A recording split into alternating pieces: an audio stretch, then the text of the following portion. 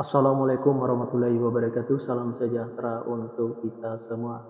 Bagi yang menonton video ini dimanapun berada mungkin pernah mendengar atau tahu dengan yang namanya primbon atau larau. Kalau pernah mendengar atau tahu dengan yang namanya primbon atau larau ini, apakah penonton tahu apa arti dan maksud atau tujuan dari primbon atau larau ini? Arti dan maksud atau tujuan dari primbon atau larau ini adalah memberitahu permasalahan yang ada di dalam rumah tangga pasangan suami istri. Salah satu di antaranya saya akan memberitahu bagaimana cara menghadapi atau mengatasi permasalahan yang ada di dalam rumah tangga pasangan suami istri kalau nama awal suaminya W dan kalau nama awal istrinya Z. Dan saya juga akan memberitahu bagaimana karakter atau sifat anak pasangan suami istri kalau nama awal suaminya W dan kalau nama awal istrinya Z ini, dan bagaimana juga cara mendidik anak pasangan suami istri ini dan cara menghindari pertengkaran antara pasangan suami istri ini dan usaha pasangan suami istri ini. Nah, tonton video ini sampai selesai. Sebelum saya melanjutkan video ini, saya informasikan bagi yang menonton video ini mungkin ada yang ingin berusaha dan ingin usahanya berkembang maju dan sukses, silahkan hubungi saya, insya Allah akan saya bantu untuk membuatkan nama usahanya atau nama toko dan kiosnya yang cocok dengan nama pasangan suami istrinya. Insya Allah usahanya pasti berkembang maju dan sukses. Nomor WA saya ada di profil. Baik, saya lanjutkan memberitahu karakter atau sifat anak pasangan suami istri ini dan cara mendidik anak pasangan suami istri ini dan cara menghindari pertengkaran antara pasangan suami istri ini dan usaha pasangan suami istri ini. 7 fase. 7 fase ini saya bagi menjadi 2 episode. Fase pertama atau episode pertama pasangan suami istri ini kalau punya anak pasangan suami istri ini anaknya perempuan. Kalau seandainya anaknya laki-laki, anaknya gampang tersinggung, sensitif dan manja. Karakter atau sifat anak pasangan suami istri ini penyantun dan penyayang, baik anaknya laki-laki atau perempuan. Mendidik anak pasangan suami istri ini tak perlu marah-marah apalagi sampai naik darah, cukup dengan dimanjakan saja tapi jangan terlalu dimanjakan. Insya Allah apa yang disampaikan anaknya akan menerima, baik anaknya laki-laki atau perempuan. Pasangan suami istri ini egonya tinggi, baik ego suaminya maupun ego istrinya. Untuk menghindari pertengkaran antara pasangan suami istri ini, turunin egonya, baik ego suaminya maupun ego istrinya.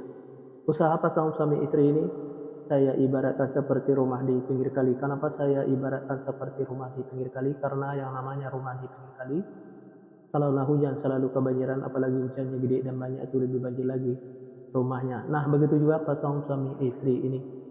Kalaulah pasangan suami istri ini berusaha selalu kebanjiran hasil, apalagi usahanya gede dan banyak, itu lebih banjir lagi hasilnya.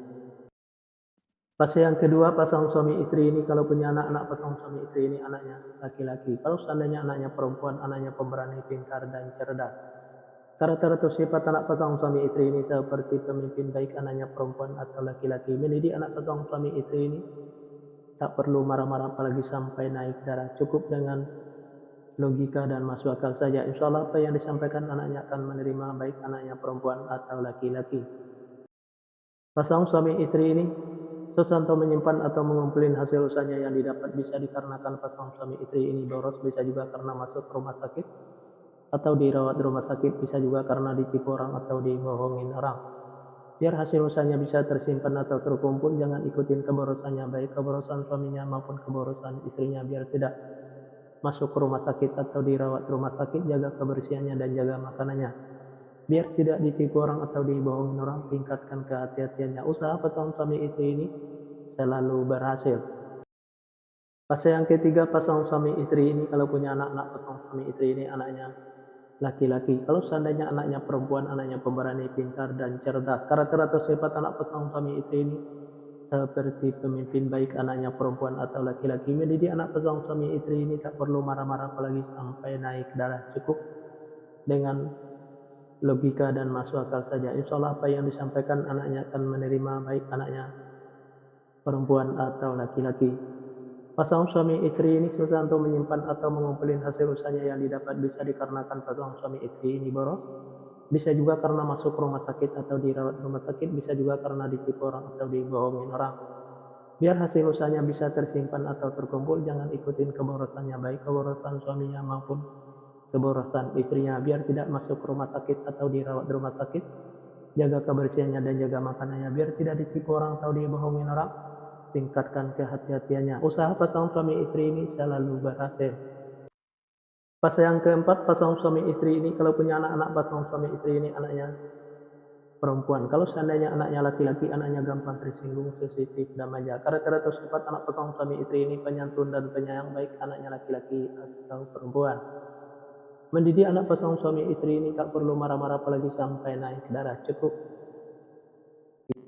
dimanjakan saja, tapi jangan terlalu dimanjakan. Insya Allah apa yang disampaikan anaknya akan menerima, baik anaknya laki-laki atau perempuan. Pasangan suami istri ini egonya tinggi, baik ego suaminya maupun ego istrinya.